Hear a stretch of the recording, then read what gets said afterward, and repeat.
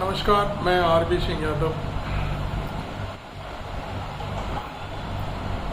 23 जून को पटना की विपक्ष की मीटिंग के बाद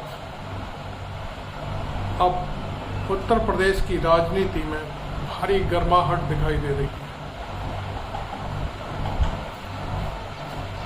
कहीं भी आप बात करो, किसी भी व्यक्ति से बात करो, इस समय विपक्ष की बयार बड़ी तेजी से फैल रही है।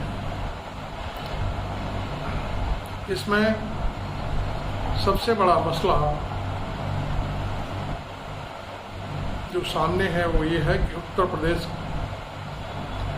की 80 सीटों में यदि पूरी तरह से एकजुट होकर सेंध लगा दी गई तो बीजेपी का किला पूरी तरह से ढह जाएगा। क्योंकि उत्तर प्रदेश 80 सीटों वाला राज्य है और यहाँ से यदि बीजेपी हारती है तो फिर शायद 2024 में नरेंद्र मोदी का शपथ लेना और सरकार बनाना पूरी तरह से नाकाम हो जाएगा। अभी तक जो खबरें आ रही हैं उसके मुताबिक अखिलेश यादव ने पूरी तरह से अपना मन बना लिया है कि वे विपक्ष को एक साथ लेकर चलेंगे और उनकी हर बात पर अपनी सहमति व्यक्त करेंगे। हालांकि अभी भी अखिलेश यादव ने यूपी के छोटे छोटे दलों के लोगों से अपील की है कि वो समाजवादी पार्टी के झंडे के नीचे आए और तमाम लोग आ भी रहे हैं। उनकी बात का अपना बड़ा महत्व है। इस बीच उनका पिछले दिनों एक दिन हुए इंटरव्यू में ये बयान भी आया, किसी पत्रकार ने पूछा कि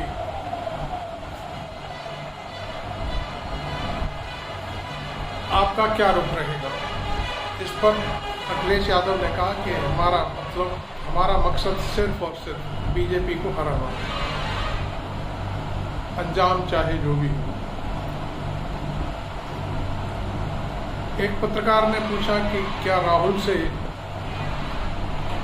आपके मतभेद समाप्त हो गए? तो उन्होंने कहा हमारे कभी किसी से मतभेद भी नहीं रहे। हम चाहते हैं कि बीजेपी यूपी से विदा हो जाए, क्योंकि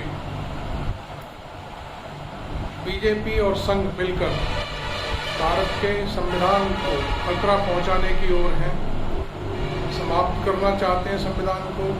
लेकिन हम जानते हैं कि राहुल गांधी और कांग्रेस संविधान को कभी खत्म नहीं होने देगी। इसलिए हमारी सबसे पहली प्राथमिकता है कि बीजेपी को पूरी तरह से साफ करा दिया जाए। अब बात चल रही है कि भाई इस मसले पर मायावती अभी तक क्यों चुप है। मायावती ने गाहे बगाहे इस संगठन को अभी अपने बयानों से व्यंग्यात्मक लहजे में बात की है, लेकिन विपक्षी रणनीति जो बनने जा रही है और जिसका शिमला में 12 जुलाई को या 10 जुलाई को समापन होगा, उसमें ये तय हो जाएगा कि कौन कहाँ से कितनी सीटों पर कैसे लड़ेगा, क्या होगा, और उस पर एक ठप्पा लग जाएगा। अब बात यहाँ तक भी चल रही है कि राहुल गांधी मल्लिकार्जुन खड़गे जो उनके अपने राष्ट्रीय अध्यक्ष हैं, उनको यूपी की किसी अच्छी सीट से चुनाव लड़वाएगा। यही नहीं, राहुल गांधी खुद पीएम नहीं बनना चाहते। आज भी वो त्याग की एक बड़ी मूर्ति है। हो सकता है कि प्रधानमंत्री के रूप में वो मल्लिकार्जुन खड़गे को घोषित कर दें, अपनी पार्टी का प्रत्याशी घोषित कर दें। आगे चलकर क्या होगा वो एक अलग बात है, लेकिन कांग्रेस उनका नाम आगे बढ़ा सकती है। और वो जानती है, मल्लिकार्जुन खड़गे ने कांग्रेस का राष्ट्रीय अध्यक्ष बनने के बाद कांग्रेस से जो बीजेपी से जो टक्कर ली है उसका कोई सानी नहीं। इस बात से एक और बड़ी लंबी कहानी निकल के आती है कि अब खड़गे को यूपी से चुनाव लड़ा दिया गया तो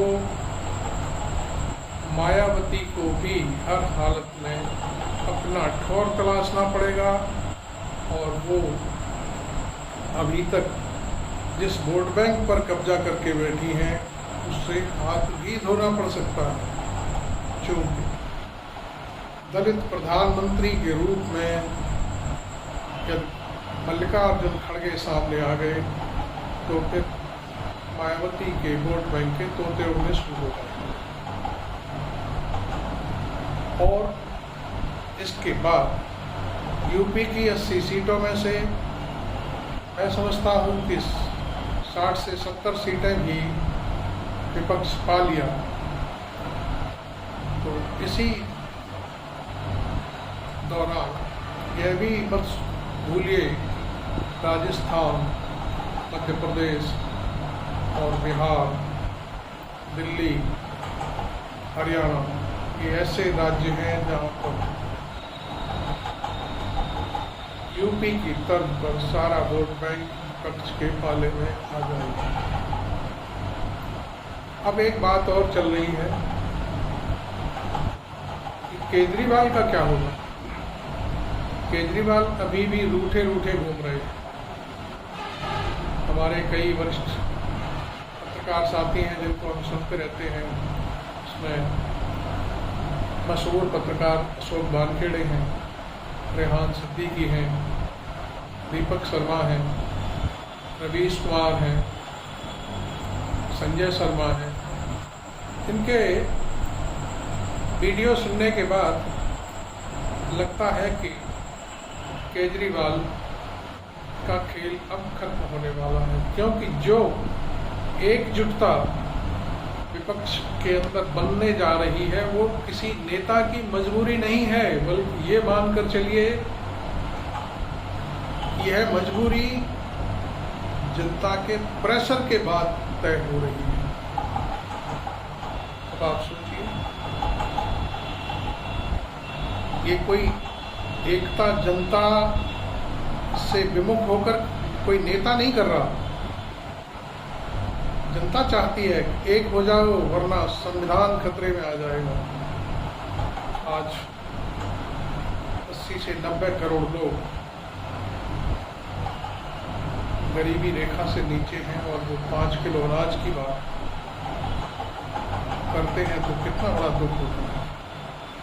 अब देखिए एक चीज सामने आ रही है, केजरीवाल यदि भागते हैं तो फिर वो केजरीवाल का खेल खत्म हो जाएगा, क्योंकि केजरीवाल को अभी भी हमारे कुछ दिग्गज साथी पत्रकार कहते हैं कि ये खुद को प्रधानमंत्री नरेंद्र मोदी के बराबर तोलना शुरू कर दिए हैं और निश्चित तौर पर उनके जो आने का सूत्र है वो आरएसएस से ही, उनके फादर खुद आरएसएस में। और जिस मूवमेंट के जरिए अरविंद केजरीवाल ने दिल्ली को अपने कब्जे में लिया, दिल्ली को प्रोजेक्ट किया, उसमें भी आरएसएस के 80 से 90% लोग साथ थे। आप पीछे जाइए, उनका झगड़ा कांग्रेस से, कांग्रेस के तमाम नेताओं को उन्होंने बेईमान कहा, एफआईआर करा देंगे, ये करा देंगे। केजरीवाल आज तक कुछ भी नहीं कर पाए और केवल बातों ही बातों दिल्ली की जनता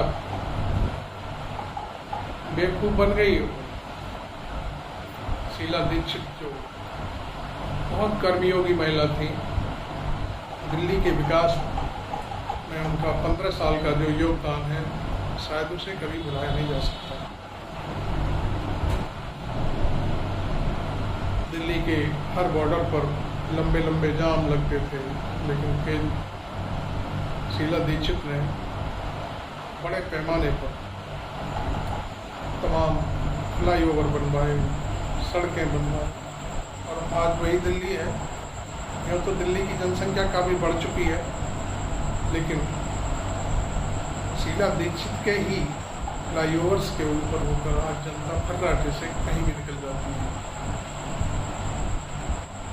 केजरीवाल का दूसरा नंबर पंजाब में है। पंजाब में भी उसने कांग्रेस से सत्ता छीनी है, इसलिए केजरीवाल खुद अभी भी बहुत बड़े भुलावे में है। उनको ऐसा लगता है कि राहुल गांधी अभी 2011, 12, 13, 14 वाले ही राहुल गांधी हैं, लेकिन यह उनकी बड़ी भूल है। राहुल गांधी अब एक बहुत बड़े जननायक बन चुके। मानसून के बाद राहुल गांधी एक बड़ा करिश्मा दिखाने जा रहे हैं, और वो करिश्मा होगा सोमनाथ से असम के लिए पदयात्रा, और उसका अधिकांश समय समूचे उत्तर प्रदेश में होकर गुजरेगा, जो उत्तर प्रदेश की पूरी राजनीतिक काया को पलट कर रख देगा। क्योंकि आज उत्तर भारत में उत्तर प्रदेश ही एक ऐसा राज्य है जहां से बीजेपी को यदि भगा दिया तो फिर कुछ नहीं बचने वाला। आज भी बीजेपी और संघ, खासतौर पर सरकार के सारे जितने भी टूल किट हैं सब फेल नजर आते हैं। ईडी और सीबीआई का किसी को डर नहीं लगता। हालांकि मैं एक बात और इसमें जोड़ना चाहूँगा, इस समय डिजिटल मीडिया को लेकर बीजेपी बहुत परेशान है। हमारे साथी अजीत अंजुम ने अभी एक वीडियो पर सुनवाया है कि 50 से ज़्यादा यूट्यूबर्स को बीजेपी के एक पुराने मंत्री गोयल ने बुलाकर मीटिंग ली और उनसे कहा कि आप हमारी बातों को, हमारी सरकार की चीज़ों को फ्लैश करो। तो एक नमूने के तौर पर अजीत अंजुम साहब ने पेश किया कि कर्नाटक में 10 किलो चावल देने का कांग्रेस ने फैसला किया। एक यूट्यूबर है, मैं उनका नाम लेकर अपनी खुद की जबान खराब नहीं करूँगा, उन्होंने कह दिया कि ये रेवड़ियाँ बांट रही है कांग्रेस सरकार।